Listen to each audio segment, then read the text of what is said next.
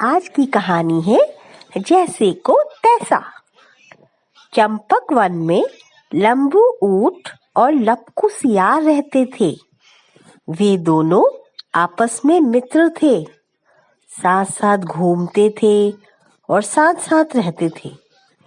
एक दिन लपकू सियार ने ऊंट से कहा कि नदी के उस पार खेतों में खरबूजे और तरबूज पक गए हैं। उनकी बहुत अच्छी खुशबू यहाँ तक आती है। हम दोनों नदी के उस पार चलकर खरबूजे और तरबूजों की दावत उड़ाएं। ऊंट ने जब खरबूजा और तरबूज का नाम सुना तो उसके मुंह में पानी आ गया। उसने लपकू सियार से कहा कि ठीक है, आज रात को ही हम चलेंगे। शाम होते ही दोनों नदी के किनारे पहुंच गए। नदी में बहुत पानी था। लपकू सियार लंबू ऊंट की पीठ पर बैठ गया। ऊंट धीरे धीरे नदी पार करने लगा। थोड़ी ही देर में वे दोनों नदी के उस पार खेतों में आ गए। खेतों में बहुत दूर दूर तक खरबूजे और तरबूज लगे हुए थे। खेत का रखवाला सोया हुआ था। दोनों धीरे से खेत में घुस गए। लपकू ने जल्दी जल्दी पके पके खरबूजे खाकर अपना पेट भर लिया। ऊंट का पेट बहुत बड़ा था और मुंह छोटा, इसलिए उसका पेट नहीं भरा था। लपकू थोड़ी देर तक तो चुपचाप बैठा रहा। फिर लंबू से बोला, मेरा पेट भर गया है, अब मुझे उआस लगी है। मैं हुआ हुआ किए बिना नहीं रह सकता।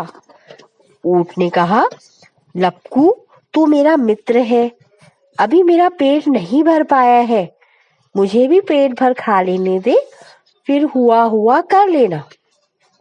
अभी तू हुआ हुआ करेगा तो रखवाला जाग जाएगा और हम दोनों की पिटाई कर देगा। लपकू मक्कार था, उसने ऊंट का कहना नहीं माना। वह खेत में ही बैठकर हुआ हुआ करने लगा। खेत का रखवाला जाग गया। वह लाठी लेकर दौड़ता हुआ आया। लपकू तो भाग गया, लेकिन ऊंट को उसने पकड़ लिया। रखवाले ने ऊंट को लाठियों से मार मार कर अधमरा कर दिया। अब नदी के उस पार जाने की बारी थी। लंबू की पीठ पर लपकू बैठ गया। लंबू नदी पार करने लगा। नदी में पानी और बढ़ गया। बहुत तेज धार थी। लंबू जब नदी के बीच धार में पहुंच गया तो उसने लपकू सियार से कहा, मुझे तो लुटास लगी है, मैं बिना लोटे नहीं रह सकता। लपकू सियार गिड़गिड़ाने लगा। वह बोला, लंबू भाई ऐसा मत करना, तुम अगर नदी में लोट लगाओगे तो मैं डूब जाऊंगा और मर जाऊंगा। मुझे तो तैरना भी नहीं आता है। लंबू ने कहा, तुम जब हुआ हुआ करने से अपने को नहीं रोक सकते तो मैं भी लौटने से अपने को नहीं रोक सकता, मैं तो जरूर लौटूंगा। यह कहकर लंबू ऊंट ने नदी में लोट लगा दी। सियार पानी में डूबने लगा।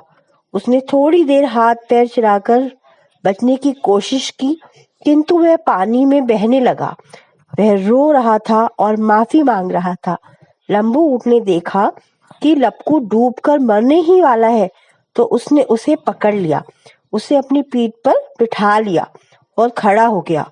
उसने लपकू सियार से कहा, तुमने जैसा किया मैंने भी उसी का जवाब तुम्हें दिया है।